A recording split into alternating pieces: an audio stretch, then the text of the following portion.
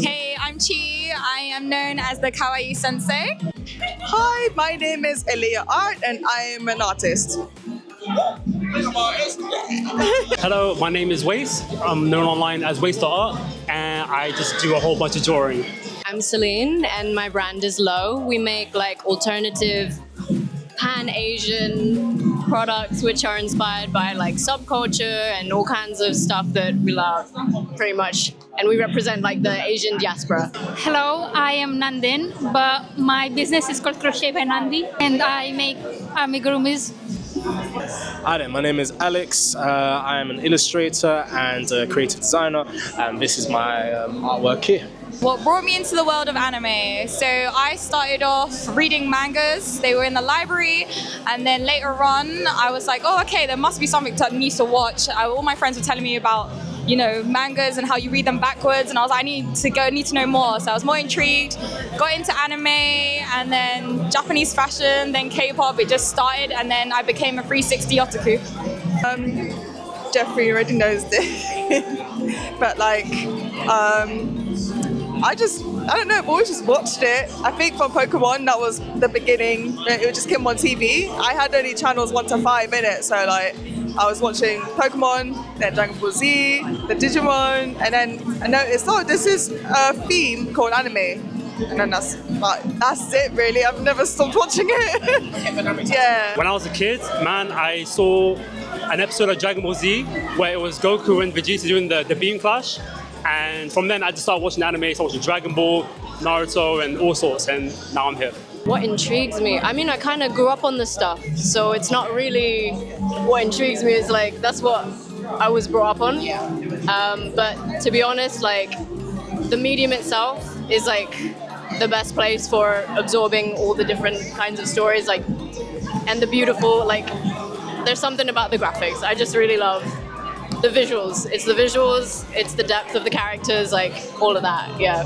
I started watching anime since I was really young, and I just really liked the graphics and the weirdness of anime, because people say that it's so weird, but it's just so unique from other types of cartoons. I was properly introduced to anime when I was in secondary, maybe like year 7 or 8-ish. My friends, funnily enough, we were in art class and we were talking about it. And they were talking about Naruto, but I didn't know what they were talking about. But I tried to be cool and be like, yeah, I know what's going on, But then obviously I had to go back home and do some research. Started getting into Naruto, that's what properly got me into it. Started collecting the books, watching the show. And then it kind of expanded from there, to the point even that I realized that some of the shows I watched growing up were anime. Dragon Ball Z, Pokemon, Yu-Gi-Oh! Those are all anime and I didn't even know. But I guess it's been like a thing where I kind of started watching as a kid but not realizing. But then I got proper into it when I was in my first year of secondary school. My favorite anime that's passed my expectations. Weirdly enough, I'm going to say Muscles and Magic. Marshall Lee. I think people say it differently, but yeah, I say Marshall. But I thought it was going to be like really ridiculous and it was just going to die out in like 3 episodes. But it ended up being so good, and I'm so excited for the second season. It's basically like anime meets Harry Potter and One Punch Man. If you like those, then it's so epic. It's so epic. Mob Psycho 100. From the art style, if you look at the manga, it's a bit, but like, he obviously made One Punch Man. And then I thought, okay, let me check out Mob, but it might be similar to One Punch Man. So I thought, it won't be that good. I love Mob way more than One Punch Man. So amazing. Oh, it was so good. So good. I love Mob, yeah. Oh, Made in Abyss. Because the way it's set up, the art style is really like, I don't want to say cutesy, but it feels kiddish. And then the turn it takes, it's really something. So yeah, one of my favorite anime for sure. Cyberpunk Edgerunners. Yeah. Why? Because it's like visually it was amazing, and the depth of the story. Like I'm not a Cyberpunk fan, but I didn't know what to expect, so I came from zero. And I was like, wow, this is like very, very cool. And the way that they mix the medium as well is just like really, really good. Yeah. So I started watching Demon Slayer, and I've heard good things about it, but I wasn't sure that it was actually gonna meet my expectations. So I just gave it a try, even though it's not my type of anime that I would usually watch. But I really enjoyed watching Demon Slayer. This might be a bit of a boring answer, but it has to be Jujutsu Kaisen. And that is because for me, I am a Harry Potter hater, so I have to put that out there. I'm sure I'm going to get disliked for that. But I think I'm a Star Wars person. I do like Star Wars. But I think Jujutsu Kaisen, on a base level, does a lot of similar things to Harry Potter, but better. And the fact that, especially when I was reading through it, because I've watched the first season, beautiful animation, and then after season 1 ended, I went straight into the book. And we all know the Shibuya incident by this point, and the hidden inventory arc. My God. Yeah, sick, peak storytelling, and the way that everything up until that point comes together. Like, everything is like, right, so this happened back then, and then it's resolved here. Perfect storytelling. Perfect. So yeah. So I have extreme split personality. So to be one character is not enough. I'm definitely Umaru. That is this queen here.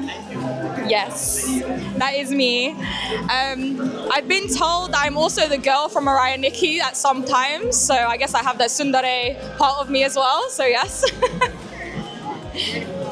Go. No, actually, I'm also Kagura from Gintama. Yeah. Yes. I'm laughing because he knows the answer. Naruto. Really? Yeah. Why? Because I was that underdog who had no friends, everything was just hard for me. I used to fall asleep in class and I was just struggled always. And then I looked up to Naruto so much. When I watched him become he's still a genin technically, isn't he? When I saw him become Hokage finally, I actually cried. I was like, that means I can achieve something too. Because it feels like everything just feels extra hard. Like someone put life on hard mode for me. And he still overcame those obstacles, and you see him go through so much shit and he comes out on top. So believe it. Shutdown. Usopp from One Piece. He's a very unserious guy. I just like him. He's good vibes. So yeah, I like him. Oh my god, that's tough. That's so tough. Any anime. Yeah, do I have to say Sailor Moon? I think I do. I think I have to say Usagi. Because she's like very dumb and aggressive. And she cares about her friends like a lot. So yeah, pretty much, yeah. Yeah. I think the character that resonates with my personality is Hinata from Naruto. Because I just feel like her personality is so shy, and I'm usually a shy person. But she's a really shy person, even though she has so much power inside her. And she's kind of scared of showing it. So I just feel like I'm a really shy person, and I feel like I can be more. Whew, that's a good one. You know what? I think it'd have to be Yuji, to be honest, because Yuji, he's the kind of guy that he's very much, he lives life by his own morals and his own beliefs, right? And of course, he is shaken at parts in the story. But then, especially as the story goes on, and I'm not going to go into manga spoilers, but especially as the story goes on, he has to face those trials, and then he has to reaffirm his beliefs and kind of understand that, maybe his way of thinking may not be the best, but then also at the same time, stands by his own sense of morality and justice. And that's how I try to live life, I try to be the best version of myself every day. I try and put myself out there every day, and I just try and improve myself every day and live life by my morals and my sense of justice. So yeah. I think it's really difficult in Japan where they have such a strict culture and upbringing, where they see anybody in their territory or anyone who's different, then they treat them differently. Obviously, we have a word which is gaijin, which is basically means foreigner. You are classified as that when you go to Japan. How it is when you go as a tourist is fine. You go there, you have a good time. However, I've had many friends who experience really bad experiences working there and also being littled and also just not being able to express themselves as much. Where here in the UK, especially in London, we're very expressive. You know, we speak to strangers, we go out of our way, we're quite loud and boisterous sometimes. But in Japan, you have to be very respectful in a way to make sure that you don't stand out compared to everybody else. So yeah.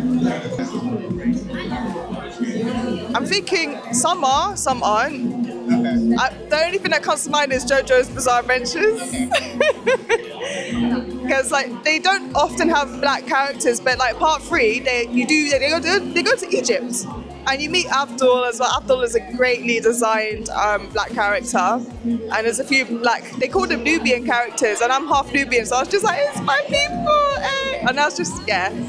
They even go to India, where I'm also from. So that, I feel like JoJo's Bizarre Adventures actually does very well with representation. To be fair, with Japan, it's a very closed-off country. Their exposure to the Western world is not as... It's not where it could be, but yeah, that's kind of to be expected. So it's poor, but it has its reasons. So yeah, I wish they did have some more representation for other types of characters, like dark-skinned characters, or other races and things like that. I think the Japanese perspective on foreign cultures is its own thing. Yeah. Because if you think about it, the way Studio Ghibli represents Italian culture, Porco Rosso, it was it's not quite what you'd expect from especially a European English British standpoint, but the way they do it is so beautiful, so it's it's its own thing. I think that Japan is definitely a great place, and it does have a lot of tourists, so for that reason I believe that they try to put the differences of different people into anime and try to represent different cultures. And there are some anime which does represent different cultures, but I think they should improve that and make their characters more diverse and show a bit of around the world. Well, as a black man, no, I mean, obviously Japan, I've never been, so I can't say for the experience of an actual Japanese person, but for what I've seen, from what I understand, it's a very sheltered community for those that actually live within the country. There's not a lot of diversity in Japan itself, so they have a very stereotypical way of thinking when it comes to foreigners. And I've seen some questionable, as men of color yourselves, you've seen questionable characters of color in anime. So, it is a bit stereotypical, but it also not justifying it, but it comes from a place of ignorance as well. But I think they've gotten a bit better in recent years as well. I don't know if you watch Fire Force, Charon. What a sick character. There was a bit of an interesting quote I remember during that fight where Shinra was calling them a gorilla, but I think that was more from ignorance rather than what we think it is. But it is slowly getting better as the world has expanded. But there is definitely they have a stereotypical mindset of how they think of foreigners, especially the one clip of America where they're shooting all the guns. I don't know what anime that is, but it is definitely a bit stereotypical.